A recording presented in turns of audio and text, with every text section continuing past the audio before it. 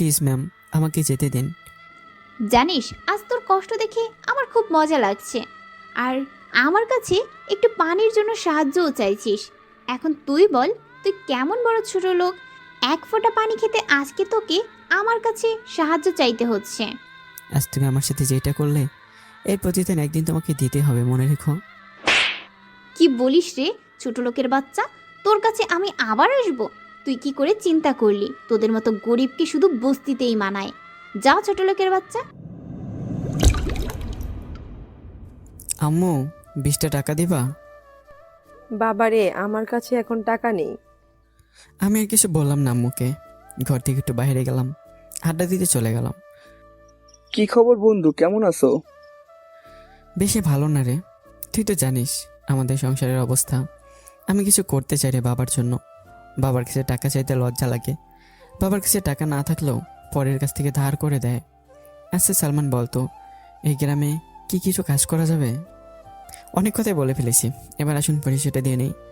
আমার নাম শেখ লাদেন ইসলাম। তানজিম। আর আমার একটা বড় বোন আছে, বিয়ে হয়ে গেছে।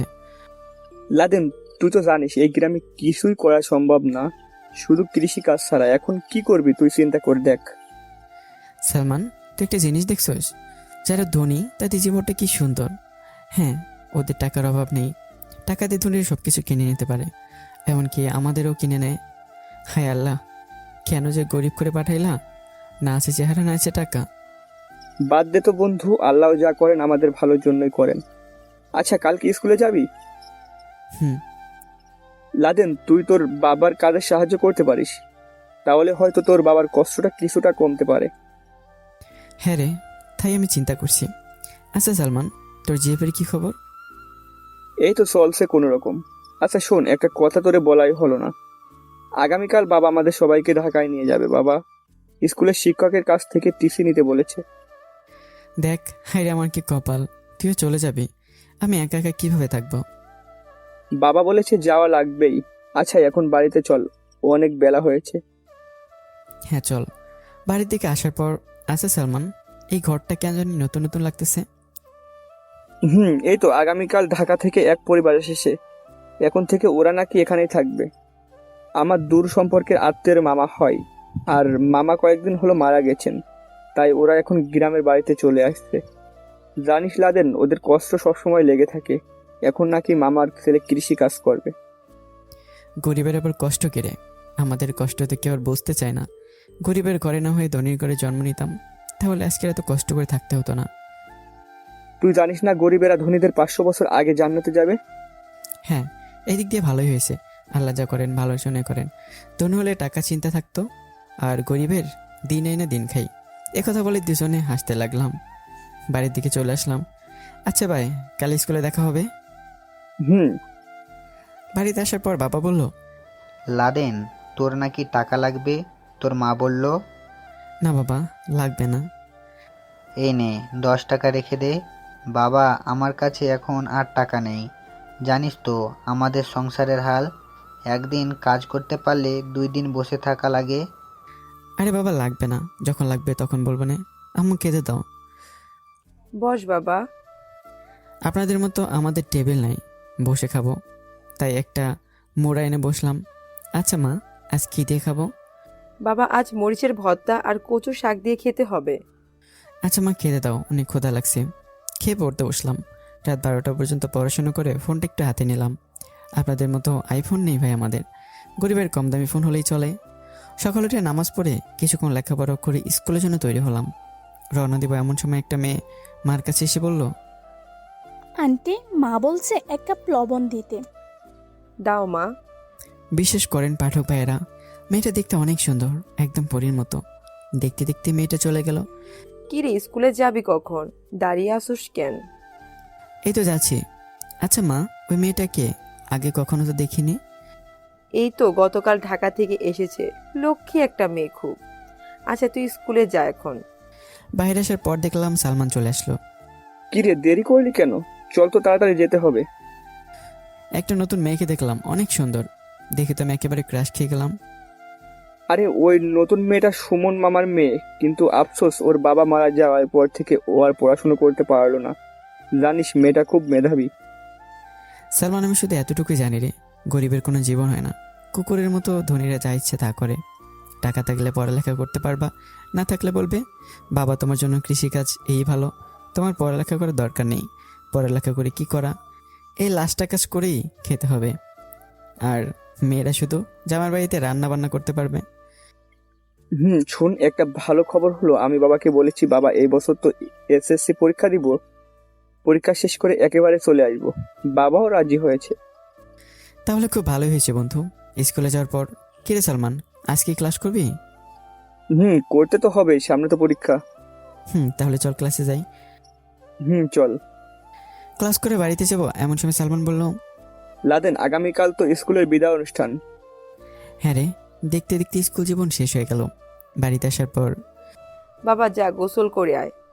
জি মা যাচ্ছি। গোসল করে আসার পর দেখি সে মেয়েটা আবার আমার মার কাছে এসেছে। ধুর, এত সুন্দর মেয়ে হয়ে শুধু ক্রাশ খাই না, চোখগুলো কন্ট্রোল করতে হবে, নাহলে ধরা খেয়ে যাবো। নিয়ে বাবা খেতে বস। আচ্ছা মা, এই মেয়েটা এখানে আসতে হলে কেন? কার কথা বলছি? ওই তাসলিমার কথা। মনে মনে ভাবলাম, ইস, মেয়েটার নামটা কি সুন্দর, চেহারার সাথে একদম মিল আছে।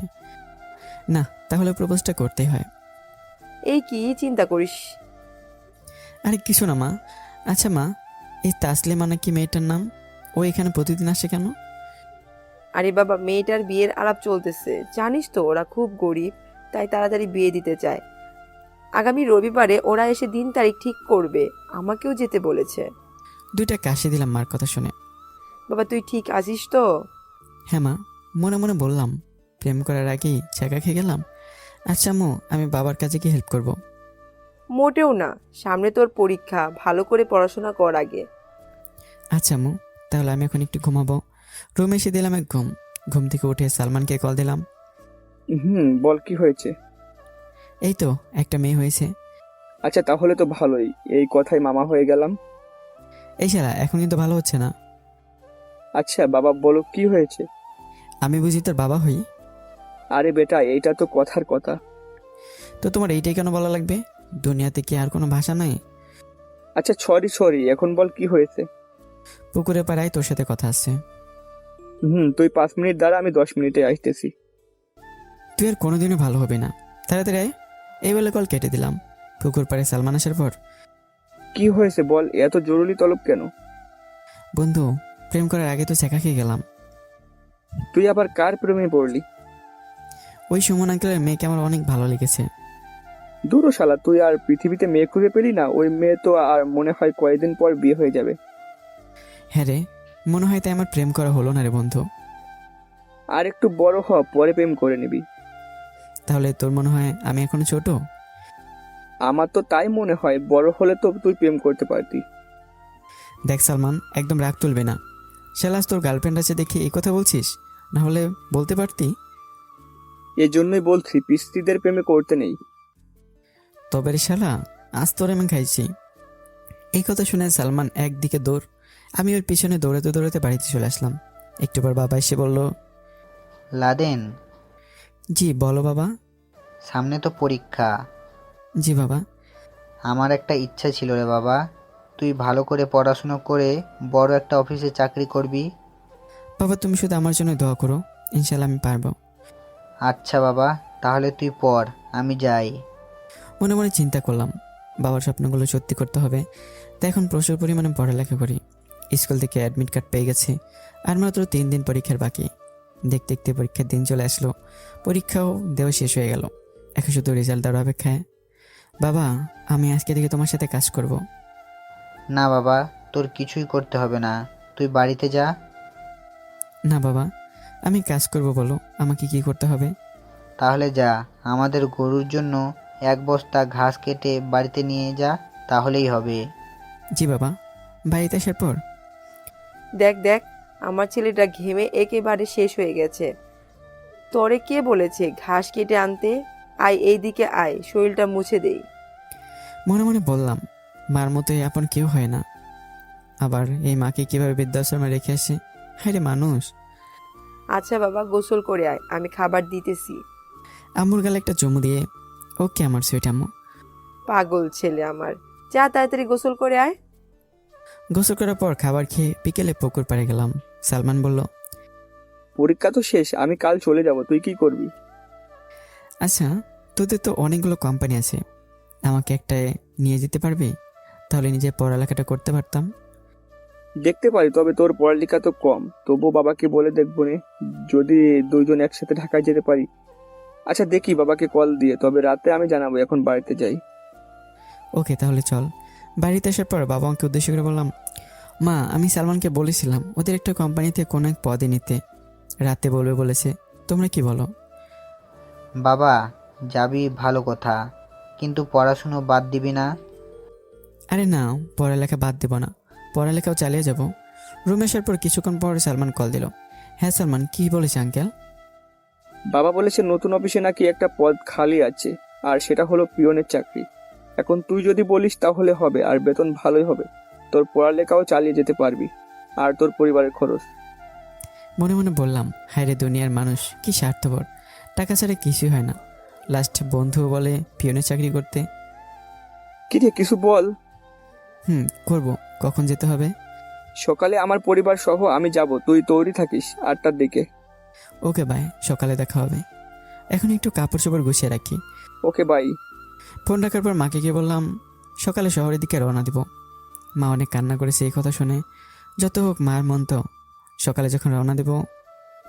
বাবা গিয়ে একটা কল দিবি, আর কারোর সাথে ঝগড়া করবি না। ওকে মা, আচ্ছা বাই, গেলাম বাবা। দেখে শুনে যাবি, আর এই টাকাগুলো রাখ। না বাবা, আমার কাছে আছে, এই টাকাগুলো নিয়ে তোমরা চলবা কিভাবে? ধুর, কিচ্ছু হবে না, নে। আচ্ছা বাবা, যাই। বাসে ওঠার পর এই লাদেন, এখানে তোর সিট, বস এখানে। শহরে যাওয়ার পর, লাদেন চল তাহলে আমাদের বাসায়। না রে, আচ্ছা এখানে কোনো মেস আছে? আমাদের বাড়ির কাছে একটা বড় ফ্ল্যাটে 3জন ব্যাচেলার একসাথে থাকে, যদি বলিস আলাপ করে দেখতে পারি।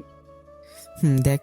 আর মনে মনে বললাম, কি বন্ধু যে তুই, তোর বাসায় যেতে বললি না। তুই এখানে দাঁড়া, আমি কথা বলে আসি। ওকে। কিছুক্ষণ পর সালমান সহ 3টা ছেলে এলো। ভাই, এ আমার বন্ধু, একটু দেখে রাখবা। আর লাদেন, কালকে সকালে অফিসে সময় মতো চলে যাবি, তাহলে আমি যাই আজকে। যা। চল। আচ্ছা, আমাদের নামগুলো হলো, এ হলো সাইমন, আর এ হলো সুমন, আর এ হলো পাভেল। আচ্ছা, তোমার নাম? আমার নাম লাদেন ইসলাম তানজিম, তোমরা লাদেন বলে ডাকতে পারো। তাহলে আজ থেকে আমরা 4জন বন্ধু। ওকে তাহলে বন্ধু, সব কিছু গুছিয়ে। কি লাদেন, তোর গার্লফ্রেন্ড নেই? আমার আবার গার্লফ্রেন্ড? কেন রে? আর আমি গ্রামের ছেলে তো, এই জন্য কেউ পছন্দ করে না। ধুর বেটা, দেখবি কয়দিন পর অনেক মেয়ে তোর জন্য পাগল। আচ্ছা তোদের জিএফ নাই? আছে তো আমার 2টা। আমরা একটা। আমার একটা, আর আমরা প্রতিদিন রাতে দেখা করি। সালমানের কথা শুনে সবাই হাসতে লাগলো। আচ্ছা চল, তাইলে সবাই খেয়ে আসি। চল। খাবার দাবার শেষ করে ঘুমাতে গেলাম। এর মধ্যেই সকাল হয়ে গেল। এই লাদেন উঠ, অফিস আসে নাকি তোর? এই তো উঠে পড়লাম, ফ্রেশ হয়ে এসে নাস্তা করে।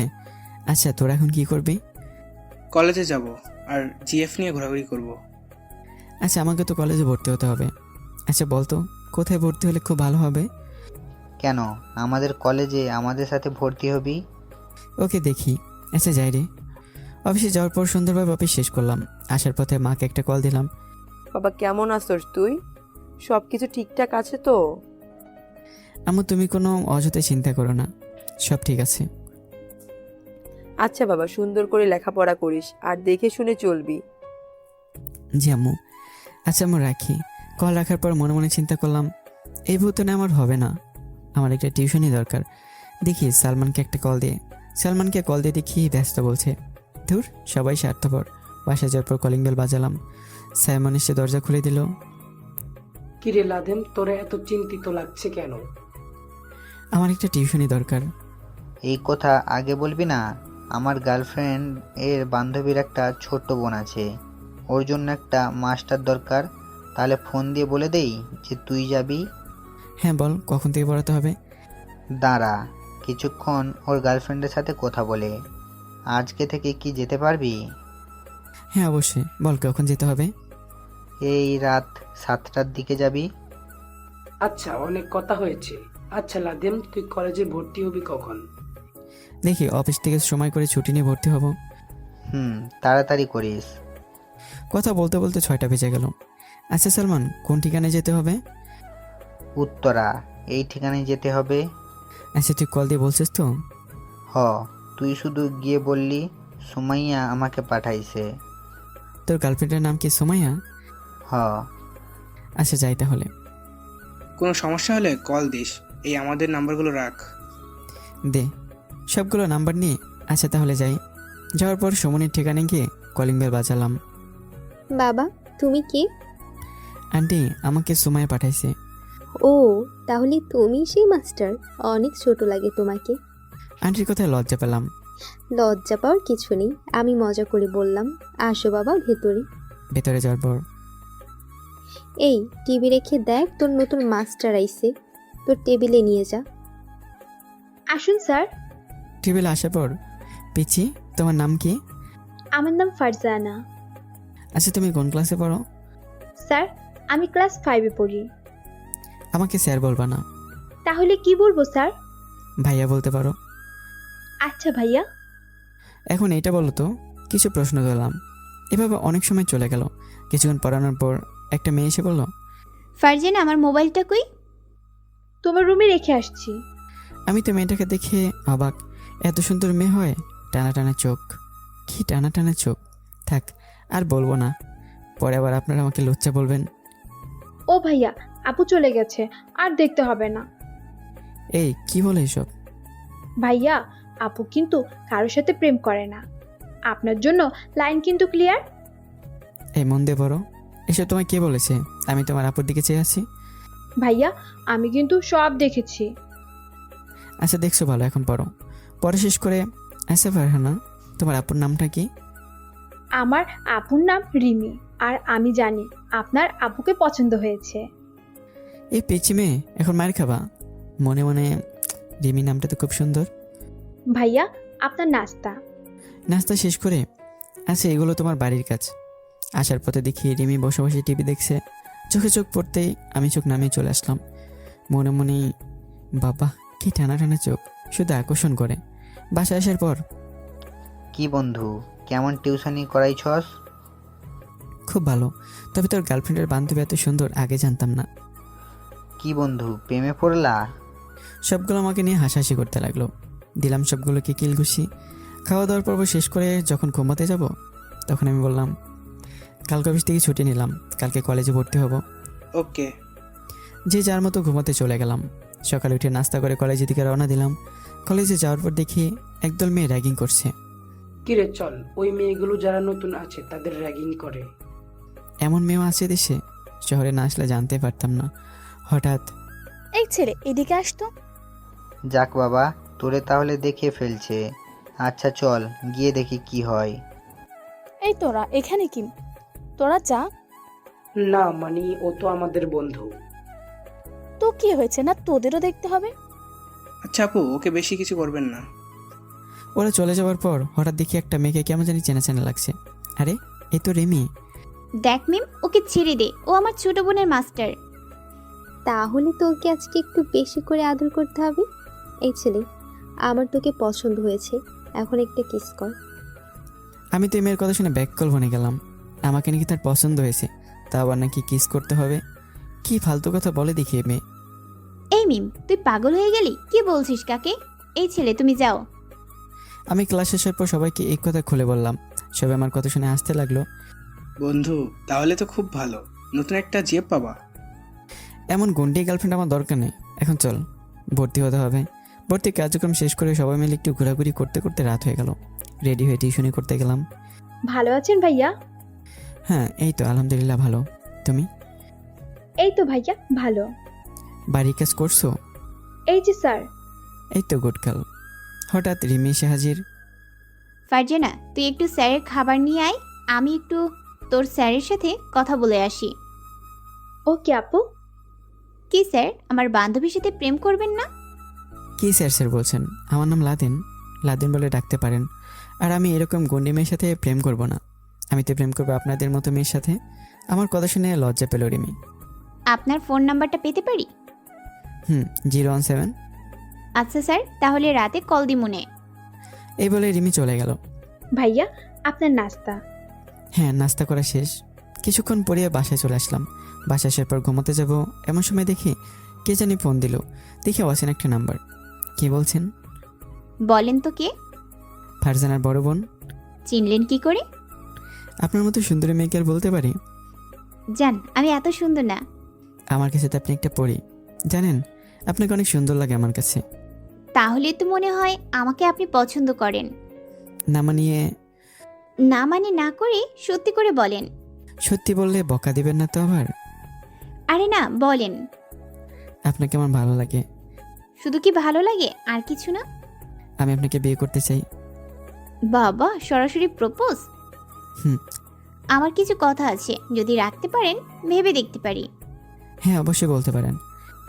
আমাকে অনেক অনেক ভালোবাসতে হবে। কোনোদিন আমাকে ছেড়ে চলে যেতে পারবেন না, কোনো কষ্ট দিবেন না, তাহলে চিন্তা করে দেখতে পারি। আর আমি 100 বার রাজি আছি। I love you. I love you too. বাবু, আমার বাবুটা বলো। আমি তোমাকে ভালোবাসি। কোন দিন থেকে? যেদিন প্রথম দেখেছি সেই দিন থেকে। আমিও প্রথম দেখাতেই তোমাকে অনেক ভালোবেসে ফেলেছি। হ্যাঁ, আমি জানি তো। আচ্ছা বাবা, আমাকে একটা কিস করো তো। এই একদম না। প্লিজ বাবু। তাহলে আমার বাড়িতে চলে আসো। রাত তো অনেক হয়েছে। সমস্যা নেই, তুমি আসো তো। ফোন রেখে যখন রুম থেকে বাইরে হতে যাব তখন কই যাও বন্ধু? এই একটু ইস্যু করব। এই সত্যি করে বল, কিছু তো হয়েছে? না মানে তোর গার্লফ্রেন্ডের বান্ধবীর সাথে একটু দেখা করব। আচ্ছা মামা, তাহলে তুমিও শেষমেশ প্রেমে পড়লা? তা রিমি কি রাজি হয়েছে? হুম। আচ্ছা, একা একা যেতে পারবি? তোরা চল না। আমরা গিয়ে কি করব? আরে তোরা নিচে দাঁড়িয়ে থাকবি, আমি কি দেখা করব। ওই, তুই তো টিউশনি করাতেই যাস, তো কি হয়েছে? তখন দেখা করবি। না, রিমি বলেছে এখন যেতে। বুঝলাম। তাহলে চল মামা। বাড়ি থেকে বের হয়ে রিমিদের বাড়ির সামনে। এখন কিভাবে যাবো মামা? তোরা তো প্রেম করিস, আমাকে একটা আইডিয়া দে না। ওই দেখা যায় একটা মই, এটা নিয়ে আয়। মই আনার পর এখন কি করতে হবে? কি আর করবি, এইটা দিয়ে উপরে ওঠ। আর ওই আলো জ্বলছে দেখ, ওইটা মনে হয় রিমির রুম। পড়ে গেলে কি হবে তখন? আরে মামা, কিচ্ছুই হবে না। দেখবি আপনা আপনি তো সাহস হয়ে যাবে। আর আমরা কিন্তু নিচে আছি, তাড়াতাড়ি আসবি। দেখবি আবার যেন বাসরাত করে না ফেলিস। দূর, কি যে বলিস তোরা। খুব কষ্ট করে উপরে উঠলাম। উঠে দেখি রিমি খুব সুন্দর করে ঘুমাইতেছে। দিলাম এক লাফ, একেবারে রিমির উপরে পড়লাম।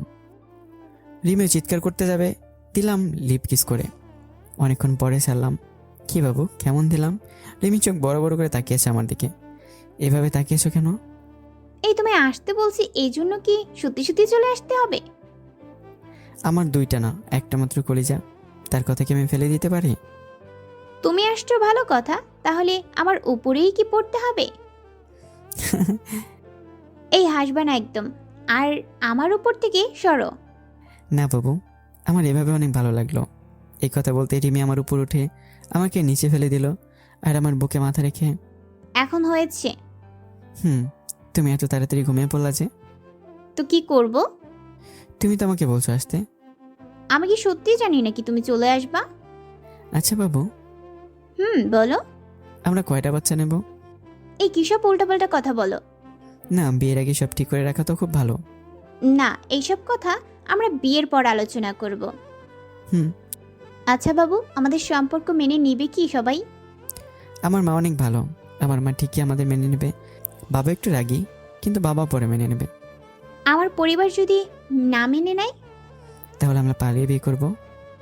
এই একদম না, পালিয়ে বিয়ে করব না আমরা। তাহলে কি করবা? আরে গাধা, আমি তো মজা করলাম। আমি তো একেবারে ভয় পেয়ে গেছিলাম। এত ভয় পাওয়ার দরকার নেই। আচ্ছা, আমাকে ছেড়ে কোনোদিন চলে যাবে না তো? এইসব উল্টাপাল্টা কথা বলবা না একদম। আমি আমার বাবুটাকে অনেক ভালোবাসি। বুঝলাম। আমি তোমাকে আমার জীবনের চেয়ে বেশি ভালোবাসি। আচ্ছা, আমাকে এখন যেতে হবে, ওরা নিচে দাঁড়িয়ে আছে। এই তুমি কাদের কথা বলছো? আরে সুমন, পাভেল আর সাইমন আমার সাথে এসেছে। ওদের নিচে রেখে আমি আসছি। আচ্ছা তাহলে যাও। আর কালকে কলেজে যাবা না? না, আমার অফিসে ছুটি নেই। জানো তো, পিয়নের কোনো ছুটি থাকে না। আচ্ছা, পৌঁছে একটা কল দিও। ওকে, এই শোনো না, আবার কি হলো তোমার? আমার না, সরাসরি বলো কি হয়েছে। আমার একটা কিস লাগবে। একটু আগে করলা, এখন আবার? হুম। এই একদম না। কে শোনে কার কথা? আচ্ছা তাহলে বাবু চাই। ওকে বাই বাবু। নিচে এসে দেখি 3টে শালা একসাথে ঘুমাইতেছে। দিলাম এক লাথি। এই কে কে? আরে শালা আমি, চল। এত দেরি লাগে? ব্যাডা মনে হয় বাসরাতের কাজ সেরে ফেলছে। ফালতু কথা না বলে চল। হুম। বাসা আসার পর যে যার মতো ঘুমিয়ে গেলাম। সকাল উঠে আবার অফিসে চলে গেলাম। অফিস থেকে এসে রাতে ফারজানাকে পড়াতে গেলাম। কলিং বেল বাজাই দিয়ে রিমি এসে দরজা খুলে দিল। কেমন আছো বাবু? এই তো ভালো। ওইদিকে দেখো তো কে। কই? রিমির গালে একটা কিস করলাম। এই তোমার লুচ্চামি কি বন্ধ হবে না কোনোদিন? আমার বাবুর সাথে আমি লুচ্চামি করবো না তো কে করবে? সেই অধিকার আছে দেখেই তো তোমাকে কিছু বলি না। আচ্ছা যাও, আমার বোন অপেক্ষা করছে। কেমন আছেন ভাইয়া? এই তো শালিকা, ভালো আছি। কি বললেন? এই রে, কি বলতে কি বললাম, কথা করানোর জন্য। আরে তোমার বাড়ির কাজ দেখাও তো। এই যে ভাইয়া। যাক বাবা, বাঁচা গেল। কিছুক্ষণ পরে রিমি আসলো। ফারজানা যা তো, তোর স্যারের নাস্তা নিয়ে আয়। কিছু হবে না। আচ্ছা কালকে কি তুমি কলেজে যাবা? হ্যাঁ বাবু। আচ্ছা তাহলে আমরা একসাথে যাব কালকে। হঠাৎ ফারজানা এসে, দেখে ফেলেছি আপু, তুমি স্যারের সাথে প্রেম করো। এই মায়ের খাবি, আর এই কথা কিন্তু কাউকে বলবি না। আচ্ছা তাহলে আমি যাই, কালকে দেখা হবে। ওকে। তাহলে আজকে থেকে ভাইয়ার পরিবর্তে দুলা ভাই ডাকবো। ওই মায়ের খাবার এখন পড়ো। ফারজানাকে পড়িয়ে বাসায় চলে আসলাম সকালে। কলেজে যাবি? আজকে যাবো। চল তাহলে যাওয়া যাক। তোরা যা, আমি রিমির সাথে আসবো। গার্লফ্রেন্ড পেয়ে আমাদের আবার ভুলে যেও না আবার। ওরা চলে যাওয়ার পর রিমি একটা রিক্সা নিয়ে এলো। এই ওঠ। আমি রিক্সা উঠে রিমিকে জড়িয়ে ধরলাম। এই আস্তে ধর। হ্যাঁ, যখন কলেজে ঢুকতে যাব তখন দেখি সামনে মিম। কি রে রিমি, তুই এই ছেলের সাথে কেন? আমি বলছি, আমরা দুজন দুজনকে ভালোবাসি। আমি আমার কলিজাটাকে অনেক অনেক ভালোবাসি। এখন চলো একটু আড্ডা দেওয়া যাক। রিমি, তুই হয়তো ভুলে যাস না, এই ছেলেকে আমার অনেক ভালো লাগে। এই কি এই ছেলে করতেছেন? আমার নাম লাদেন। আর কি বলছেন আমাকে আপনি পছন্দ করেন? আমি তো আপনাকে ভালোই বাসি না। এই তোরে আমি বলছি তোর নাম বলতে। ওকে সরি বাবু। মিম, তুই তো দেখলি লাদেন তোকে ভালোবাসে না। আমার কাছে এসে, এই আমার যাকে একবার পছন্দ হয় তাকে আমি আমার করেই ছাড়ি, তুই জানিস না? দেখ মিম, বেশি বাড়াবাড়ি করবি না। I love you. এই ফালতু মেয়ে, তোর কথা কানে যায় না, সর আমার সামনে থেকে। দেখি আমি তোরে বিয়ে না করতে পারলে কি করে। বাংলাদেশে এমন কোনো মেয়ে নেই আমার জিনিসের উপরে চোখ দেয়। সেটা তোকে বলতে হবে না, আমিও দেখে নেব। আজকের পর থেকে তুই আমার বেস্ট ফ্রেন্ড না। তুই আমার জিনিসের উপর হাত দিলি, আর তুই কিভাবে ভাবলি আমার বেস্ট ফ্রেন্ড তুই থাকবি? আর তোরে বলছি শোন, এই লাদেন তোরে একদিন ছেড়ে আমার কাছে ঠিকই চলে আসবে, তখন দেখে নিস। এই বাবু চলো তো, আজকে আমরা ক্লাস করব না। আরে যা যা, নষ্ট মেয়ে কোথাকার। এই তুই আমাকে কি বললি? যা বলার বলছি, কি করবি তুই? প্লিজ বাবু, এখান থেকে চলো। সব কিছু তোর জন্য হয়েছে দাদিন, তোরে আমি দেখে নেব, মনে রাখিস। আচ্ছা যা করার করিস, দেখবো না। এই কথা বলে রিমিকে নিয়ে পার্কে চলে আসলাম। বাবু, আমার কেন জানি মনে হচ্ছে সামনে আমাদের অনেক বিপদ। আরে বাবু কিছু হবে না, তুমি দেখে নিও। আমার না খুব ভয় হচ্ছে, এই মিম আবার তোমাকে কিছু করবে না তো? আরে না, মিম আমাকে আবার কি করবে? ওর মনে হয় সেই সাহস নেই। রিমি আমাকে জড়িয়ে ধরে বলল, জানো তো বাবু, তোমাকে আমি কতটা ভালোবাসি। আর এই মেয়ের কথায় তোমাকে তো ভয় পেতে হবে না। রিমির মনটা খারাপ, তাই একটা কিস করলাম। এই শয়তান বেটা, আবার কেন কিস করলা? আমার মন বলছে তাই করছি। তোমাকে এমন মাইর দেব, পরে কিন্তু কিস করবা না। এই তুমি হাসো কেন? এমনি। আচ্ছা চলো তাহলে বাড়িতে যাই। চলো। বাড়িতে আসার পর কি রে, কলেজে গেলি না কেন? সমস্যা হয়েছিল। কি হয়েছিল বল তো শুনি। ওদের সব কিছু বলার পর মেয়েটা কিন্তু খুব চালাক। ভয় দেখাস? বাদ দে, এসব কিছুই হবে না। সন্ধ্যায় ফারজানাকে পড়িয়ে বাসায় এসে ঘুমিয়ে গেলাম। সকালে কালকে তো কলেজ করলি না, আজকে কি করবি? তাহলে চল। দাঁড়া একটু, রিমিকে কল দেওয়ার পর, বলো। কোথায় তুমি? আজকে একটু আগে কলেজে চলে আসছি, তুমিও চলে আসো। ওকে।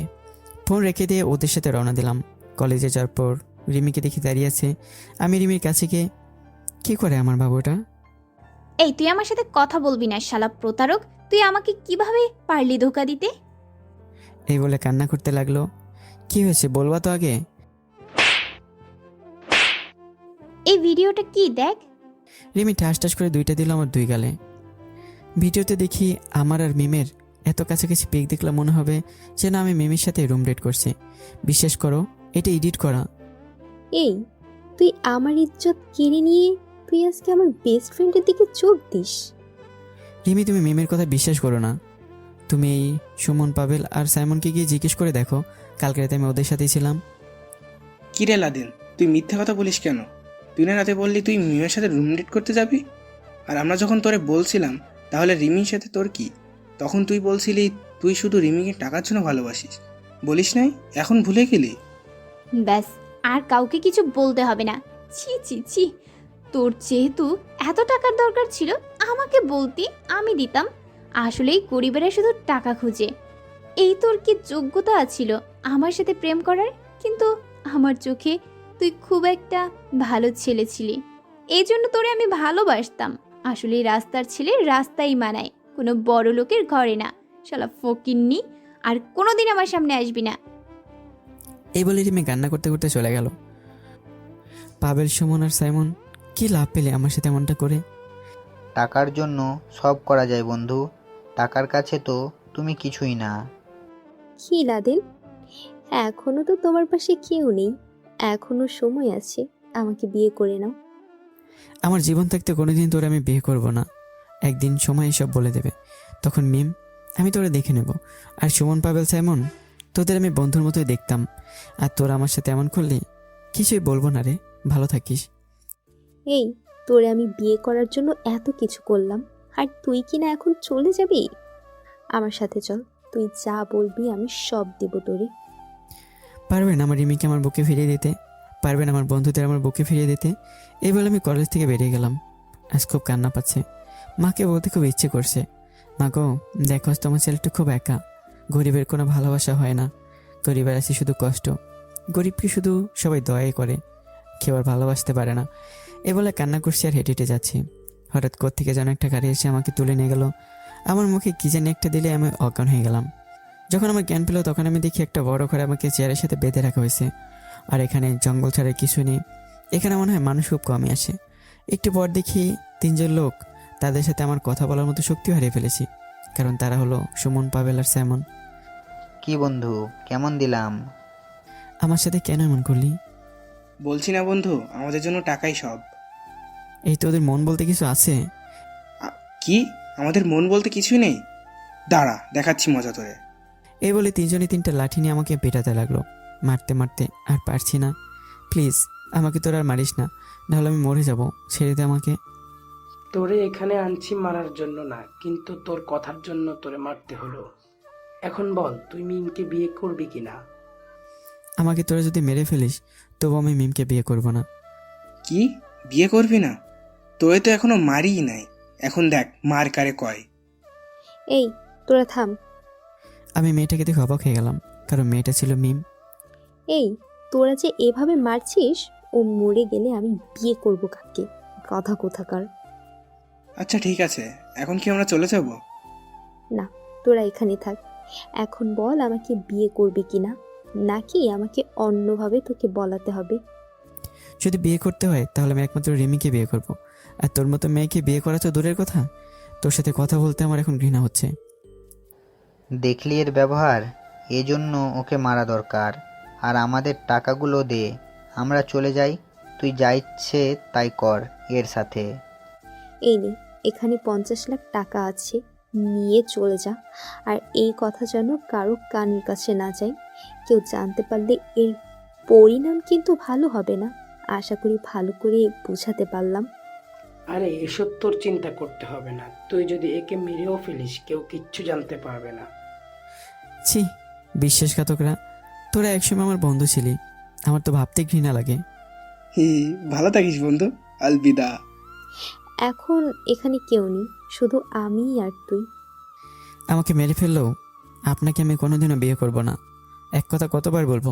আমার সামনে একটা রাইফেল ধরে এখন বল রাজি হবে কিনা। হাসালি, আমাকে ভয় দেখাস? আরে জন্ম মৃত্যু বিয়ে আল্লাহর হাতে, আর তুই আমাকে মারার খেয়ে বলতো। তবে রে, এই বলে আমার বুকে 3টা গুলি করলো। একটু পর আমি হয়তো মারাই যাব, কিন্তু তুই কোনোদিনই সুখে থাকতে পারবি না। মা গো, ভালো থেকো। আস্তে আস্তে আমার ঘাড় নিচু হয়ে গেল, হয়তো আমি মারা গেছি। মিম কাকে জানি ফোন দিল, একটিবার একটা ছেলে এলো। আপু বলো কি করতে হবে? এই লাশটা একটা খারাপ জায়গায় দেখে ফেলে দিয়ায়। ওকে আপু। আমার বডিটা নিয়ে রাস্তার পাশে ফেলে দিল, আর সেখান থেকে মানুষ খুব কমই আসা যাওয়া করে। শিখদের বাড়ির একমাত্র মেয়ে, তার নাম হচ্ছে তাসলিমা। তাদের টাকা পয়সার অভাব নেই, কিন্তু সে সবসময় ইসলামিক পথে চলে, কোনো বাজে নেশা করে না, সবসময় পর্দা করে চলে। আজকে তার বান্ধবীদের মায়ের অসুখ, এই জন্য দেখতে গেছিল। অনেক রাত হয়ে গেছে, এই জন্য সে শর্টকাট রাস্তা ব্যবহার করার জন্য আমাকে যে রাস্তায় মেরে রাখা হয়েছে সে রাস্তা দিয়ে আসছে। অনেকটা পথ আসার পর হঠাৎ সামনে একটা ছোট কলা গাছ পড়ে। গাড়ি থেকে নেমে গাছটা সরিয়ে আমার লাশের উপর ফেলে দিল। তখন আমার হালকা জ্ঞান ছিল, যার ফলে আমি উফ বলে হালকা একটু চিৎকার দিলাম। আর আপনারা বলতে পারেন, একটা মানুষকে 3টা গুলি করার পর কীভাবে বেঁচে থাকতে পারে? কারণ হলো আমাকে একটা গুলি পায়ে, আরেকটা হাতে, আরেকটা পেটের একটু উপরে, যার কারণে এখনো বেঁচে আছি। কি শব্দ করলো? আবার কোনো শয়তান না তো? দেখে একটু সামনে গিয়ে। আমার লাশটা তখন কলাপাতা দিয়ে ঘেরা ছিল। কলাপাতা সরাতেই তাসলিমা দেখে একটা লাশ পড়ে আছে। সে তাড়াতাড়ি নাকে হাত দিয়ে দেখে আমার এখনো হালকা শ্বাস চলছে। সে তাড়াতাড়ি তার ড্রাইভারের সাহায্য নিয়ে আমাকে গাড়িতে তুলে হাসপাতালে নিয়ে গেল। হাসপাতালে যাওয়ার পর ডাক্তার তাড়াতাড়ি আমাকে এমার্জেন্সিতে নিয়ে যায়। তাসলিমার বাবাকে কল দেওয়ার পর, কি হচ্ছে মা? বাবা, আমি একটা লাশ পেয়েছি, কে জানি মেরে রেখে চলে গেছে, আর সে এখনো বেঁচে আছে। এই জন্য তাকে আমি হাসপাতালে নিয়ে এসেছি, তুমি তাড়াতাড়ি আসো। কেন যে তুই এই ঝামেলায় জড়াতে গেলি? তুই থাক, আমি আসছি। আর অন্যদিকে রিমিকে আমি ধোকা দিছি, এটা সে কোনোভাবে বিশ্বাস করতে পারে না। এই জন্য প্রতিদিন কান্না করতো। আর রিমির বাবা জানতে পারে আমার জন্য এমন হয়েছে, তাই রিমির বাবা মা আর মেয়ের জীবন ধ্বংস করতে দিতে পারে না। তাই বুদ্ধিকারী রিমিকে বিদেশে পাঠিয়ে দেয় পড়ালেখা করার জন্য, যাতে সে বড় একটা কিছু করতে পারে। আর এদিকে যখন আমার জ্ঞান ফিরে, আমি এখন কোথায়? আর তাসলিমা আমার থেকে 3 বছরের বড়, ওর বিয়ে ঠিক করা আছে। এই তো ভাইয়া, তুমি এখন হাসপাতালে আছো? হঠাৎ আমার সব মনে পড়তে লাগলো, আর আমি কান্না করতে লাগলাম। কেন বাঁচালে তুমি আমাকে আপু? আমার পৃথিবীতে বেঁচে থাকার অধিকারই নেই। কি সব আবল তাবল বলছো? আর তোমাকে কে মেরেছে, আর কেন বা মেরেছে? একে করে সব বলতে লাগলাম। এমন মেয়েও পৃথিবীতে আছে? হায় আল্লাহ! আপু এমনিতে অনেক কষ্ট দিয়ে ফেলেছি, এখন আমি তাহলে যাই? এই ছেলে, এখন মার খাবা কিন্তু, চুপচাপ শুয়ে থাকো। আচ্ছা আপু, তোমার ফোনটা একটু দিবা, মার সাথে কথা বলতাম। এই নাও। মাকে কল দেওয়ার পর, কে বলছেন? আম্মা তুমি কেমন আছো? বাবা তুই এতদিন কোথায় ছিলি? তোর কিছু হয় নাই তো? না আম্মু, তুমি চিন্তা করো না, আমি ভালো আছি। সত্যি করে বল, কিছু হয় নাই তো? এই হলো মার মন, ছেলে কিছু হবে সবার আগে বলতে পারে মা। আরে না আম্মু, আর আমি কয়েকদিনের ভিতরে বাড়িতে আসবো। আচ্ছা বাবা চলে আয়। আজকাল কেন জানি তোর বাবার শরীরটা ভালো যাচ্ছে না। কেন আম্মু, বাবার আবার কিছু হয়নি তো? না বাবা, আগে তুই বাড়ি আয়, পরে সব জানতে পারবি। আচ্ছা আম্মু, তাহলে আমি রাখি। এ বলে ফোন রেখে দিলাম। আপু তোমার নামটা কি? আমার নাম তাসলিমা। তা আমার ছোট ভাইটার নাম কি? আমার নাম লাদেন। রিমি দেখতে খুব সুন্দর ছিল না রে? আপুর কথা শুনে মন খারাপ হয়ে গেল। হ্যাঁ, এই দেখ, একদম মন খারাপ করবি না। যদি তোর ভাগ্যে রিমি থাকে তাহলে অবশ্যই বিয়ে করতে পারবি। এখন তো সব শেষ, জানি না ভবিষ্যতে কি আছে আমার কপালে। আচ্ছা আপু, আমার এখানে আর ভালো লাগছে না। আচ্ছা, ডাক্তারকে বলে আমার বাড়ি নিয়ে যাব তোকে। কিন্তু আপু, কোনো চিন্তা না। এ বলে আপু ডাক্তারের সাথে কথা বলতে চলে গেল। আর আজকে আমাকে আপুদের বাড়িতে নিয়ে গেল। বাড়িতে আসার পর এখন বাবা কেমন আছো? জি অনেকটা ভালো ফিল করছি। আজ প্রায় 15 দিন শেষ। আপুকে ডাকলাম, বল কি হয়েছে? আপু আমার টিসির ব্যবস্থা করে দাও। আমি এই শহরে থাকতে চাই না, বাড়ি কলেজে ভর্তি হতে চাই। আমাদের বাসা থেকে পড়াশোনা কর। প্লিজ আচ্ছা আমার লাস্ট অনুরোধটা রাখো, আমি আর এখানে থাকতে চাই না। আচ্ছা কালকে যাব তোদের কলেজে। আর তুই গেলে কি হবে? আমি আর বেঈমানদের মুখ দেখতেও চাই না। আচ্ছা, আর তুই যদি বলিস তোকে যারা মারতে চাইছে তাহলে ওদের আমি সাজা দিতে পারি। না থাকা বউ লাগবে না, সবাই ভালো থাকুক। বাড়িতে গিয়ে কি করবি? বাবার শরীর নাকি আজকাল ভালো যাচ্ছে না, আর গ্রামের কলেজ থেকে পড়াশোনাটা করে দেখি পরবর্তীতে কপালে কি আছে। আচ্ছা ভাই, যাই করিস চিন্তা ভাবনা করে করিস। আচ্ছা আপু, এই বলে ঘুমাতে চলে গেলাম। সকালে আপু টিসি নিয়ে আসলো। আপু তাহলে আজকে বিকেলে রওনা দেব। তোর ইচ্ছে ভাই। আচ্ছা আপু। দেখতে দেখতে বিকেল হয়ে গেল। রেডি হয়ে সবার কাছ থেকে বিদায় নিয়ে রওনা দিলাম। বাড়িতে আসতে আসতে অনেক রাত হয়ে গেল। বাবা তুই কেমন আছিস? এই তো আম্মু ভালো। বাবার সাথে কিছুক্ষণ কথা বলে ঘুমাতে চলে গেলাম। সকালে বাবা বললেন, তা বাবা, এখন তুমি কি করতে চাও? বাবা আজকাল তোমার শরীর অসুস্থ যাচ্ছে, তাই এখন থেকে কলেজ শেষ করার পর তোমার সাথে কাজে সাহায্য করব। তুই এক সময় বলিস এক কথা, আর এক সময় বলিস আর এক কথা, বুঝি না। আচ্ছা বাবা আমি চলি, কলেজে ভর্তি হতে হবে। কলেজে ভর্তি হলাম। এভাবে দেখতে দেখতে 2টা বছর চলে গেল। পরীক্ষাও শেষ, আর আমার একটা ভালো বন্ধু হলো, তার নাম সেতু। তো সেতুর সাথে আড্ডা দেওয়ার সময় তো পড়াশোনা তো শেষ, এখন তো কলেজ শেষ। তো কি করবি? চাকরি বাকরি করবি নাকি? হুম হুম। আগামীকাল ঢাকার উদ্দেশ্যে রওনা দেব। একটা ইন্টারভিউ আছে বড় একটা কোম্পানিতে, দেখি যদি চাকরি হয়ে যায়। শুভ কামনা রইল বন্ধু। আচ্ছা চলি রে, বাড়িতে যেতে হবে। বাড়িতে আসার পর মা বাবাকে বললাম যে আগামীকাল ঢাকায় যাব। তারও রাজি হলো। তো সকালে ঢাকার উদ্দেশ্যে রওনা দিলাম। তাসলিম আপুর বাসায় গিয়ে দেখি আবু তাদের বাসার ছাদে বসে আছে। আমাকে দেখতে পেয়ে, আরে ভাই ভিতর আয়, কখন এলি? ভেতরে যাওয়ার পর, আপু কেমন আছো? এই তো আলহামদুলিল্লাহ ভালো, তুমি? আমি ভালো আছি। আচ্ছা ভাই বাচ্চাটা কি তোমার? হ, তুই মামা হয়ে গেছ। যাও আপু, তোমার সাথে কথা নাই। আমার ভাইটা কেন রাগ করেছে শুনি? আমি মামা হয়েছি তুমি একবার আমাকে বলেছো? ভাই সত্যি মনে নাই, সরি। আর আপু আমি আগামীকাল এই কোম্পানিতে ইন্টারভিউ দিতে যাব, দোয়া করো। ভাই। দাও আমার মামাকে, আমার কোলে দাও। এভাবে আড্ডা দিতে দিতে রাত হয়ে গেল। সকালে রেডি হয়ে সবার কাছ থেকে বিদায় নিয়ে অফিসের দিকে রওনা দিলাম। অফিসে গিয়ে দেখি আমার মতো অনেকেই আসছে ইন্টারভিউ দেওয়ার জন্য। মনে মনে চিন্তা করলাম হয়তো আমার চাকরি হবে না। একে একে সবাই ইন্টারভিউ দিয়ে চলে আসলো। শেষে আমাকে ডাকা হলো। আমি ভিতরে গিয়ে দেখলাম একজন ভদ্রলোক আর একজন মেয়ে। মেয়েটা অপর পাশে ফিরে আছে, যে আমার দিকে ফেললো। বিশ্বাস করেন ভাই, মেয়েটাকে দেখে মনে হলো একটা কারেন্টের শক খেলাম, কারণ মেয়েটা হলো আমার প্রথম ভালোবাসা রিমি। মনে মনে চিন্তা করলাম না জানি আজকে আমার কি হয়। আঙ্কেল আপনারা একটু বাইরে যান, এই ছেলের ইন্টারভিউ আমি একা নিব।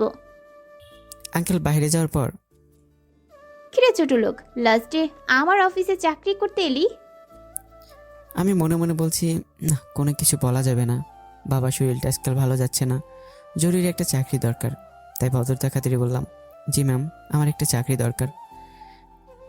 দিতে পারি, এক শর্তে। এই টাকাগুলো তুই নিবি, তাহলে দিব। দেখি 1 লক্ষ টাকার মতো। মনে মনে চিন্তা করলাম কোনো চাল তো এর মধ্যে আছেই। তাই আমি বললাম, টাকা নিয়ে আমি কি করব? তুই টাকাগুলো নিবি কিনা বল, নইলে তোর চাকরি হবে না, যেতে পারিস। চাকরির ভয়ে আমি বোকার মতো টাকাগুলো হাতে নিলাম। হঠাৎ দেখি আমার উপর মনে হয় লাইট জ্বলে উঠলো। আরে এটা দেখি লাইট না, এটা একটা ক্যামেরা। এই টাকাগুলো এখানে রাখ, এত টাকা একটা ফকিরকে মানায় না। আর মনে রাখিস, আমি যতদিন বলবো ততদিন তোর আমার অফিসে থাকতে হবে, নইলে এই টাকার পিকগুলো আমি যে তোরে দিচ্ছি, এই পিকগুলো দেখালে কি হবে তুই তো জানিস, পুলিশের ডান্ডা দিয়ে ঠান্ডা করবে। মনে মনে ভাবলাম, আজ একটা বলের জন্য তুমি আমার সাথে এই ব্যবহার করলা। হায় রে ভালোবাসা, আমি আর থাকতে পারলাম না। কান্না করতে করতে বললাম, কেন এসব করলা রিমি? আমি তো তোমাকে অনেক ভালোবাসতাম, আর সত্যি না জেনে চলেও গেলা কেন? মনে রাখিস আমি তোর ম্যাডাম, আজ থেকে আমাকে ম্যাম বলে ডাকবি। আমি চুপ হয়ে, এত অহংকার হয়ে গেল তোমার, আমি দেখে নেব। জি আচ্ছা, ম্যাম বলে ডাকবো। এইসব ন্যাকা কান্না আমার সামনে করবি না। আর ছোট লোকের বাচ্চা, আগামীকাল সময় মতো চলে আসবি। এখন এখান থেকে যা। বাড়িতে আসার পর, কে রে লাদেন, তোর মন খারাপ কেন, কি হয়েছে? আপু আমি যাকে ভালোবাসি সে আমার অফিসের বস। কে রিমি? তাহলে তো খুব ভালো, তার ভুলটা ভাঙা। সেটা মনে হয় কোনোদিনও পারবো না, ওর সাথে এখন ভালো করে কথাই বলা যায় না। চিন্তা করিস না, সব ঠিক হয়ে যাবে। রুমে গিয়ে কিছুক্ষণ কান্না করে শুয়ে পড়লাম। আর এদিকে রিমি বাড়িতে গিয়ে কান্না করে বলতে লাগলো, কেন এমন করলি তুই? কি আছে এই মিমের মাঝে যা আমার কাছে নেই? আমি তোরে এখন এমন মজা দেখাবো, আর ভালোবাসার নাম মুখে নিবি না। এখন আমার মনে শুধু প্রতিশোধের আগুন জ্বলছে। কাল থেকে অফিসে এসে দেখ আমি তোরে কি করি। তোর জীবনটাকে একেবারে নরক বানিয়ে ফেলবো। অফিসে যেতে যেতে 1 মিনিট লেট হয়ে গেছে। কেবিনে বসতেই, স্যার ম্যাডাম আপনাকে ডাকছে। যাও আমি আসতেছি। রিমিকে আজ অনেক সুন্দর লাগছে, হলুদ শাড়ি পরে এসেছে। ম্যাম আসবো? ভিতরে আসেন। কি ব্যাপার, এত সুন্দর করে বলছে কেন? কোনো রহস্য তো আছে? মনে মনে কি বলেন? কিছু না ম্যাম। এখানে বসেন। দাঁড়িয়ে ঠিক আছে ম্যাম। এই আপনাকে আমি বসতে বলছি না? জি ম্যাম, বসে পড়লাম। এই নেন কফিটা আপনার জন্য, খান। না না ম্যাম, লাগবে না। আমার মুখের উপর কথা বলেন। জি ম্যাম দেন। আমি সরল মনে খেতে লাগলাম। মুখে দিতে মনে হলো আমার মুখটা যেন ঝালে পড়ে যাচ্ছে। তুই কি মনে করেছিলি ছোট লোকের বাচ্চা, আমার অফিসে 1 মিনিট লেট করে আসবি আর তোরে আমি মাফ করে দিব? আমি আর কিছু বলতে পারলাম না।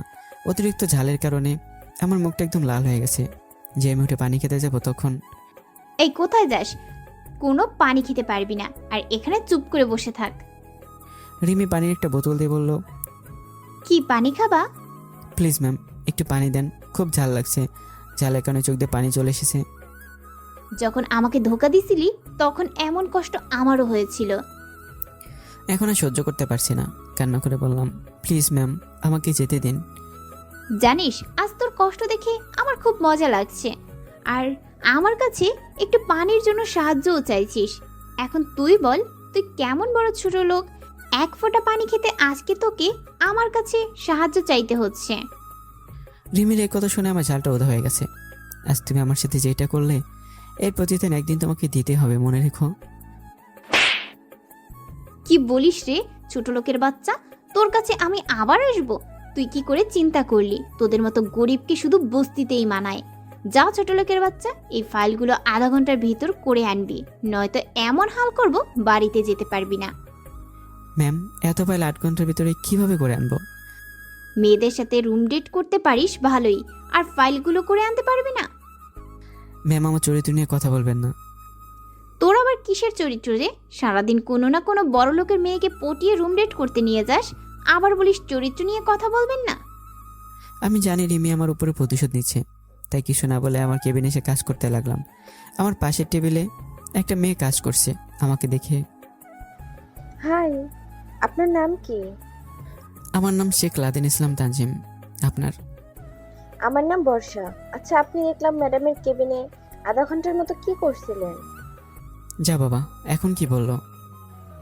মনে মনে বললে তো শুনতে পারবো না, একটু জোরে বলেন। এই তো ম্যাডামের কাছে কাজ শিখছিলাম। ম্যাম ওনাকে কাজ শেখায়? আজ প্রথম শুনলাম। আচ্ছা সেই সব বাদ দেন, আপনার হাতে এই ফাইল কিসের? এগুলো ম্যাম দিছে, 8 ঘন্টার ভিতর করতে হবে। কি বলেন? এত তাড়াতাড়ি কিভাবে করবেন? আচ্ছা দেন, আমিও করে দিই। এমনিতে কেন আপনি আমাকে সাহায্য করবেন?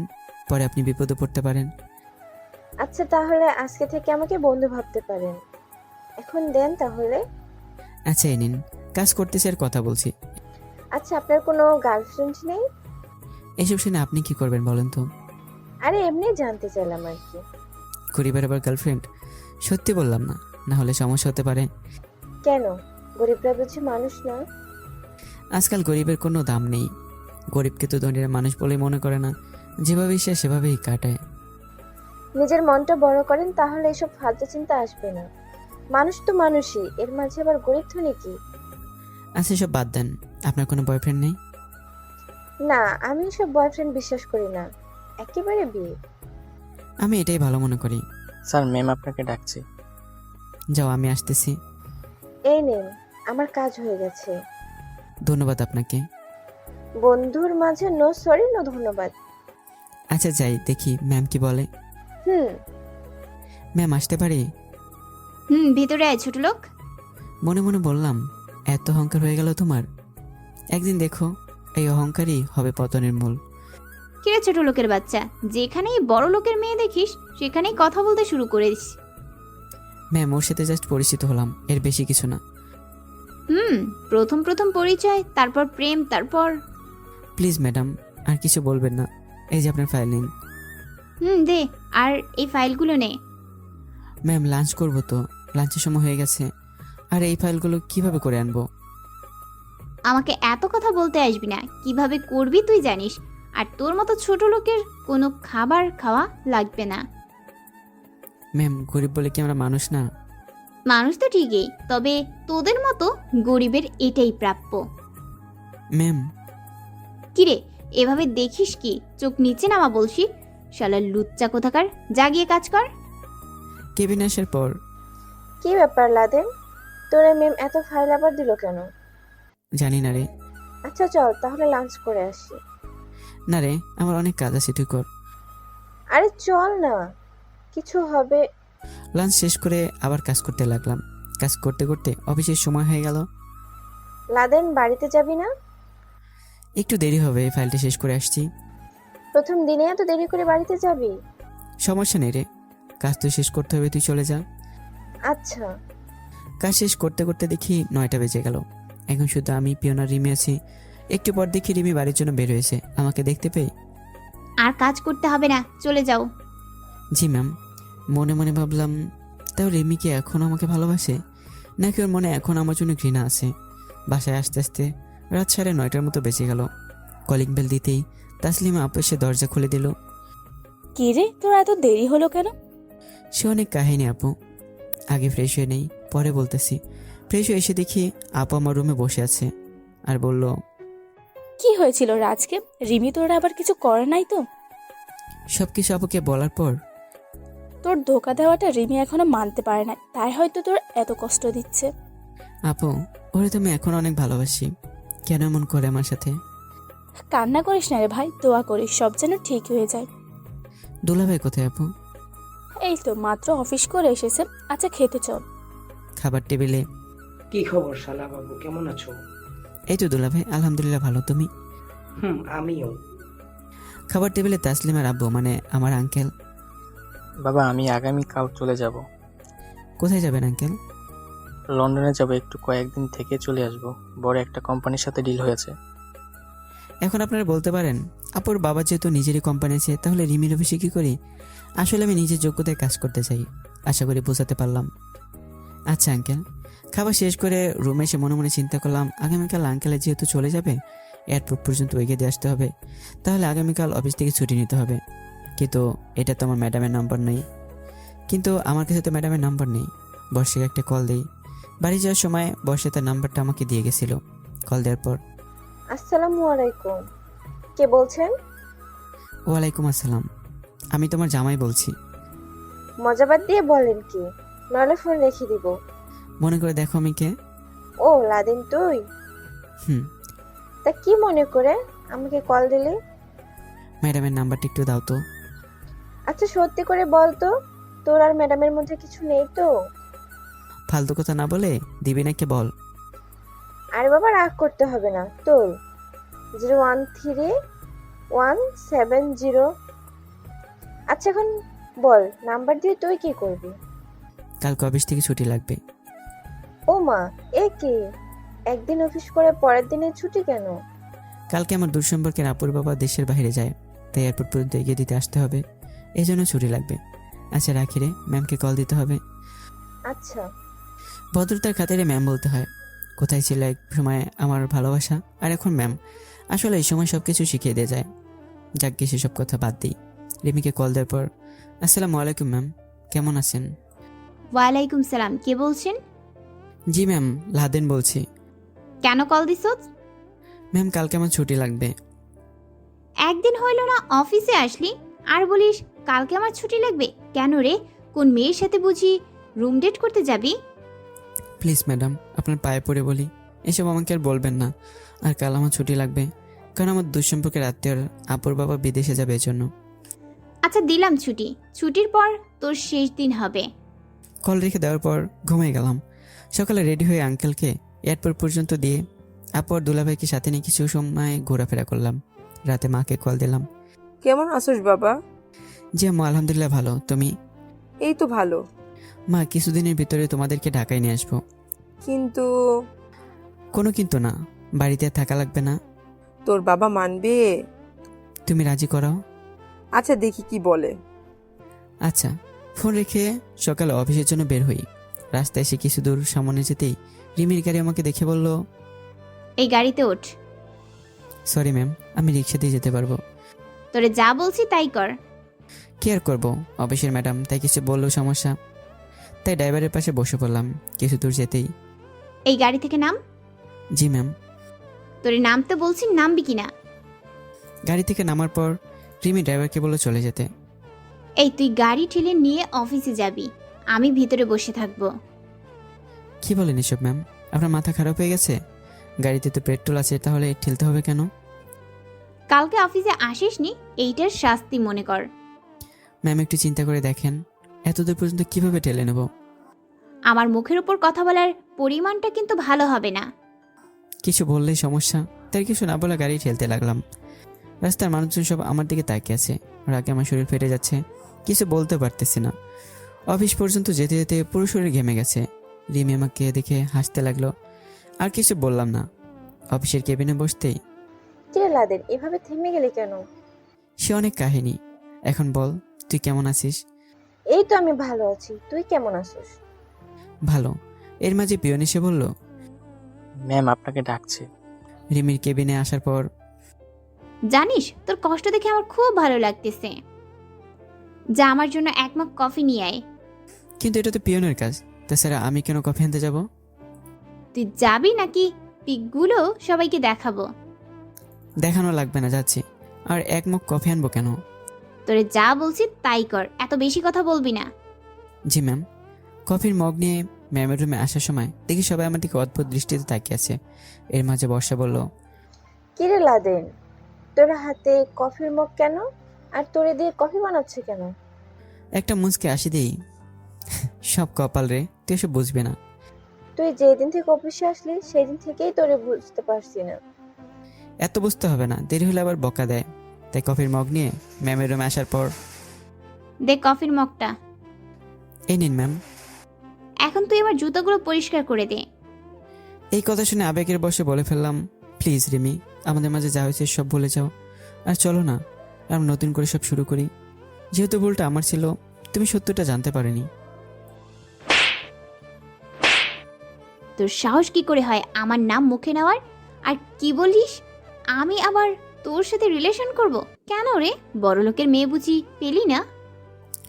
Sorry ma'am. এখন আমার জুতোগুলো মুছে দে। পকেট থেকে রুমালটা বের করে জুতাগুলো মুছতে লাগলাম। রিমি একটা বিলের মার্কা হাসি দিয়ে সবটা গরম কফির মগ আমার উপরে ঢেলে দিল। আমি একটা চিৎকার দিয়ে উঠলাম, ম্যাম এটা কি করলেন? চুপ, তোরে উচিত শিক্ষা দেওয়া হয়েছে। তোমাকে এখন আমি অনেক ভালোবাসতাম, কিন্তু আজকে যে কাজটা করলে এখন শুধু ঘৃণাই আছে মনে। মনে রাখিস, একদিন তোর এই লাদেনের কাছে ফিরে আসতে হবেই। ফকিন্নির মুখে এই কথা মানায় না। তুই আর আমার অফিসে চাকরি করতে পারবি না। তোর এই অহংকারের জবাব দিতেই হবে, মনে রাখিস। এই বলে বাইরে চলে আসলাম। কিরে লাদেন, তোর এই অবস্থা কি করে হয়েছে?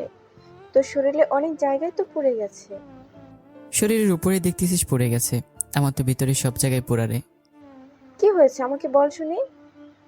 বলবো না, সময় করে বাড়িতে যেতে হবে। আমি আসবো তোর সাথে। না রে, তার আর দরকার নেই। বাড়িতে গিয়ে আমাকে একটা কল দিস। আচ্ছা। বাসায় এসে কলিং বেল দেওয়ার পর আপু আমাকে দেখে, কি রে ভাই, তোর তো অনেক জায়গায় পড়ে গেছে, এটা কিভাবে হলো? এই বলে ডাক্তারকে কল দিয়ে আসতে বলল। আপুকে সব বলতে বলতেই জড়িয়ে ধরে কান্না করতে লাগলাম। এত অহংকারী মেয়ে আমি আর দেখিনি।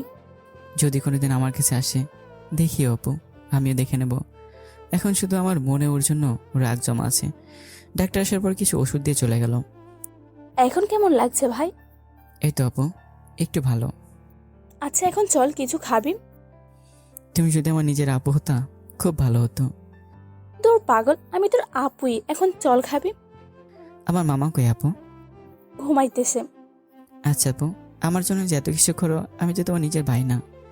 এই একদম উল্টোপাল্টা কথা বলবি না। তোর যদি নিজের ভাই মনে না করতাম তাহলে এত কিছু তোর জন্য করতাম? সরি আমার লক্ষ্মী আপু, চলো খাবার খাই তাহলে। আর ওইদিকে আজকে মনে হয় আমি একটু বেশি করে ফেলছি না? যাই হোক না কেন, আমি তো ওরে ভালোবাসতাম, কিন্তু ও তো আমার সাথে প্রতারণা করেছে। যা করেছি ভালোই করেছি আমি। হঠাৎ দেখে রিমি তার বাবার ফোন। মারে, আমার ওষুধগুলো শেষ হয়ে গেছে, যদি একটু কষ্ট করে এনে দিতে পারতি।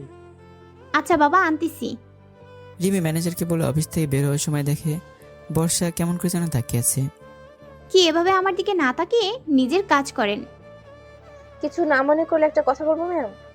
বলো, কি বলবা? লাদেনকে দেখলাম অফিস থেকে চলে গেছে, কি হয়েছে ম্যাম? সেই জবাব কি তোমাকে দিতে হবে? মন দিয়ে নিজের কাজ করো। জি। রিমি বের হয়ে হাসপাতাল থেকে রওনা দিল। ওষুধ কিনে যখন বাড়ি ফিরবে তখন থেকে হাসপাতালে ভর্তি একটা রোগীকে দেখে অবাক হয়ে গেল। তাই সেই রোগীর রুমের দিকে যেতে লাগলো। রিমি হাসপাতালে একটা রোগী দেখে অবাক না হয়ে পারল না, কারণ হাসপাতালে বেডে শুয়েছে মিম। রিমি মিমের কাছে গিয়ে দেখলো মিম একেবারে শুকিয়ে গেছে আর চেহারায় অনেকটা কালো দাগ হয়ে গেছে। মিম রিমিকে দেখে, কি রে রিমি, কেমন আছিস? আমি ভালো আছি। আর তোর এই অবস্থা কেন রে? সব অভিশাপের ফল। মানে কি বলছিস? আর লাদেন তোর সাথে যে প্রতারণা করেছে, আমি তার শাস্তি দিয়েছি। আর কোনো মেয়ের সাথে প্রেম করে রুম ডেট করবে না। তার মানে লাদিন এখনো বেঁচে আছে? কেন? লাদেনকে আবার কে মারবে লুচ্চা শালা? মনে হয় আর আমার অফিসে আসবে না যেই শাস্তি দিয়েছি। এই, তোর মাথা খারাপ হয়েছে? তুই লাদিনকে কি শাস্তি দিয়েছিস শুনি? ও তোর সাথে প্রেম করে রুম ডেট করেছে, এই জন্য আমি ওকে। অফিসের সবকিছু খুলে বলল। খুব বড় ভুল করলি রে। তুই লাদিনের কোনো দোষ নেই, সব আমার বানানো প্ল্যান ছিল। আর আজ লাদিনের অভিশাপে আমার এই অবস্থা। মিম শুনে কান্না করে বলল, কি সব বলছিস? কিছুই তো বুঝতে পারছি না। তাহলে শোন। কলেজের সব প্ল্যান করে দেওয়ার পর সব শুনে রিমি বলল, কি তুই লাদেনকেও মেরেছিলি? তুই এটা করতে পারলি? তুই জানিস না লাদেনকে আমি কতটা ভালোবাসি? আর তুই কিনা আমার বেস্ট ফ্রেন্ড হয়ে এই প্রতিদান দিলি। ছি ছি, তোর প্রতি এখন আমার ঘৃণা হচ্ছে। লাদেন ঠিকই বলেছিল, একবার সত্যিটা শুনে যাও। আর আমি সরল মনে তোরে বিশ্বাস করে আজ আমার এই অবস্থা। এখন আমি কি করে ওর সামনে যাব? সব দোষ আমার রে, আজ এই জন্য আমার এই অবস্থা। এ বলে মিম রিমির গায়ের উপর পড়ে বলে, প্লিজ রিমি, আমাকে মাফ করে দে, আমার ভুল হয়ে গেছে। ভুল তো তোর হয়নি, ভুল হয়েছে আমার। আমি যদি তোরে বিশ্বাস না করতাম তাহলে আজ আমি আর লাদিন খুব সুখে সংসার করতাম। আজ যদি তুই আমাকে ক্ষমা না করিস, তোর পা আমি ছাড়বো না। মিম তবুও পা ধরে আছে। যা হবার তো হয়েই গেছে, আমার কপালে ছিল এই জন্য। আচ্ছা তোরে মাফ করে দিলাম। ধন্যবাদ রে। আচ্ছা তোর এই অবস্থা কেন? তুই তো আগে এমন ছিলি না। আমার বাবা খুব বড় লোক ঘরে আমাকে বিয়ে দেয়। প্রথমেই আমার স্বামী ছিল ভালো, কিন্তু আস্তে আস্তে সে নেশা করে প্রতিদিন রাতে আমাকে অত্যাচার করত।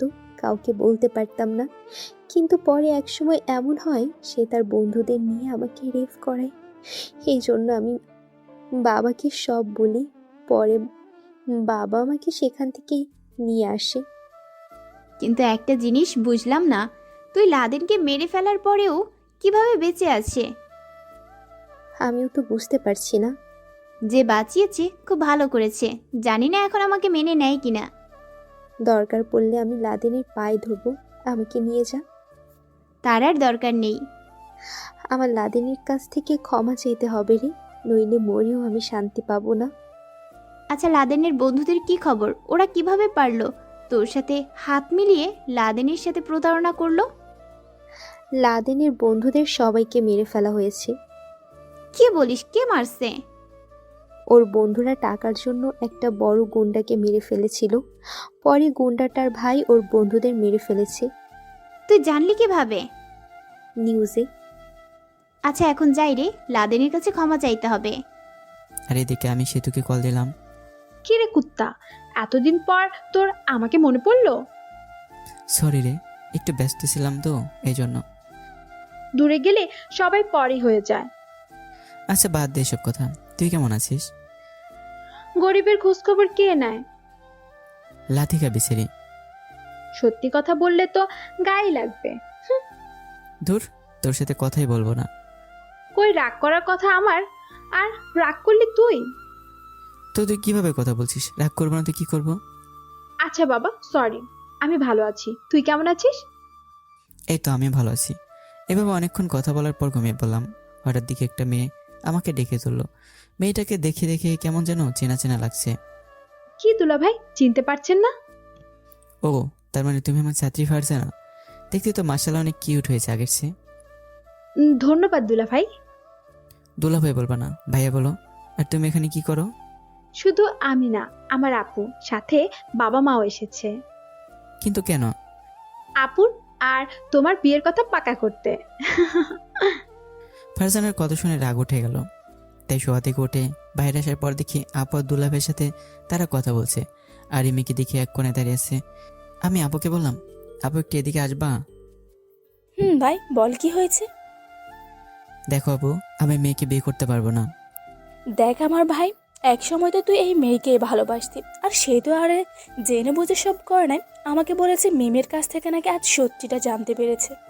আপু দেখ ভাই, আমি তোর বিয়েটা দিয়ে আচার হতে চাই, নইলে কোন দিন তুই কোন মেয়ে নিয়ে আসিস আর আমি মনে করি আমার উপরে তুই কথা বলবি না। এই আপু আমাকে মারার থেকে বাঁচিয়েছে, তার উপরে আমি কিছু বলতে পারবো না। তাই বললাম, আপু আমার মা বাবার অনুমতি লাগবে। তাদের সাথে কথা হয়ে গেছে, আর আমি বলছি আগামীকাল তারা চলে আসবে, এসে বিয়ের দিন তারিখ ঠিক করবে। এত সহজে আমি রিমিকে ছেড়ে দিব না। আমাকে যেভাবে শাস্তি দিয়েছে আমি ঠিক তেমনিভাবে দেব। রিমির বাবাকে গিয়ে সালাম দিলাম, ভালো মন্দ কিছু জিজ্ঞেস করলাম। আচ্ছা তাহলে আজ আমরা উঠি। আচ্ছা বাবা মা তোমরা যাও, আমি আর আপু একটু পরে আসবো নে। আচ্ছা। এই বলে আঙ্কেল আর আন্টি চলে গেল। ফারজানা আপুর সাথে বসে আছে, আর আমি রুমে আসার পর দেখি রিমি আসতেছে। এসে আমার পায়ের কাছে পড়ে যায়। প্লিজ লাদেন, আমাকে মাফ করে দাও, আমি না জেনে তোমাকে অনেক শাস্তি দিয়েছি। আগে পায়ের কাছে থেকে উঠো বলছি। রিমি কেঁদে কেঁদে বলল, বলো মাফ করছো? মাফ করে দেব? এই মাপ শব্দটা শুধু আমিই চিনলাম না। আমার মেজাজ গরম হওয়ার আগে বলছি, তুমি এখান থেকে চলে যাও। তুমি যদি মাফ না করো, এই দেখো সাথে চুরি নিয়ে এসেছি, আমার নিজের পেটে নিজে ফুটো করে দিব। কিন্তু এই থাম থাম, কি করছিস? এর মধ্যে রিমি ফোন বেজে উঠলো। এক হাতে ফোন ধরে আরেক হাতে চুরিটা নিয়ে ফোনে কথা বলছে। কিন্তু রিমি দেখি ফোনে কে জানি কি বলছে। হাত থেকে চুরিটা নিচে পড়ে গেল। রিমি অজ্ঞান হয়ে মাটিতে লুটিয়ে পড়লো। আমি তাড়াতাড়ি রিমিকে ধরে ফেললাম। আমি চিৎকার দিয়ে বললাম, আপু। আপু আর পারছে না। আমার কথা শুনে উপরে এসে দেখে রিমি অজ্ঞানে মাটিতে পড়ে আছে। তুই সত্যি করে বল, রিমিকে কিছু করিস নাই তো? আরে আপু, আমি কিছুই করিনি। আগে পানি আনো, জ্ঞান ফেরাতে হবে। মাথায় পানি দেওয়ার পর রিমির জ্ঞান ফেললো। কি হয়েছে রিমি, তুমি হঠাৎ অজ্ঞান হয়ে পড়লা কেন? রিমি কান্না করে দিয়ে বলল, আমার আব্বু আর আম্মু গাড়ি অ্যাক্সিডেন্ট করেছে। এক লোক ফোন করে বলল তাদের অবস্থা নাকি বেশি একটা ভালো না। এ বলে কান্না করতে লাগলো। আমরা তাড়াতাড়ি সবাই হাসপাতালের দিকে রওনা দিলাম। হাসপাতালে যাওয়ার পর দেখি রিমি প্রচুর কান্না করছে। ডাক্তার বের হয়ে বলল, সরি, ওনার বউকে বাঁচাতে পারি নাই। আর এখানে লাদেন কে? জি ডাক্তার, আমি। আপনাকে উনি কিছু বলতে চায়। সবাই একসাথে ভিতরে যাওয়ার পর রিমির বাবা আমাকে ডেকে বলল, বাবা, জানি আমার মেয়েও তোমাকে অনেক কষ্ট দিয়েছে। আমাকে কথা দাও, তুমি আমার মেয়েকে বিয়ে করে সুখে রাখবা, কোনো কষ্ট দিবা না। কথা দিলাম আঙ্কেল। এই কথা বলে উনিও মারা গেলেন। রিমিতে একটু পর পর কান্না করে অজ্ঞান হচ্ছে। আর ফারজানাকে আপু নিয়ে গেছে। হাসপাতাল থেকে লাশগুলো বাড়িতে নিয়ে যাওয়া হলো। কাফনের কাপড় পরিয়ে কবর দেওয়া হলো। আজ 2 দিন হয়ে গেল। আপু এসে বললো রিমি নাকি খাবার খাচ্ছে না। আমি সব কিছু বলে গিয়ে, কারণ রিমির এমনিতে মন মানসিকতা ভালো নেই, রিমির জন্য খাবার নিয়ে গেলাম। দেখি রিমি শুয়ে আছে আর এখনো কান্না করছে। রিমি ডাক দেওয়ার পর শুধু সে দেখলো, আর কিছু বললো না। খেয়ে নাও, 2 দিন ধরে কিছুই খাওনি। কেন এসেছো? চলে যাও, আমার কেউ নেই, লাগবে না আমার কাউকে। আমি রিমিকে জোরে ধরে বললাম, এই নাও আমি খাইয়ে দিচ্ছি, দেখে হা করো। আমাকে দয়া করছো? দেখো, এমনিতেই তোমার শরীর ভালো না, আর আমি পিছনে সব কিছু ভুলে গেছি, আর এখন তোমাকে নিয়ে নতুন জীবন করতে চাই। এখন বলো, নিজের শরীরে কি ক্ষতি করতে চাও? তুমি সত্যি আমাকে ক্ষমা করে দিছো? দাও, আমাকে খাইয়ে দাও তাহলে। সব কিছু স্বাভাবিক হওয়ার পর আমার মা বাবা আসছে। রিমি আর আমার বিয়ে সামনে শুক্রবার, দেখতে দেখতে বিয়ে হয়ে গেছে। রাতে আমি রুমে যাব, কিন্তু আমার রুম আটকে রাখছে।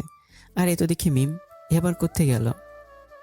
লাদেন, তোর কাছে লাস্ট বারের মতো মাফ চাচ্ছি, মাফ করে দে।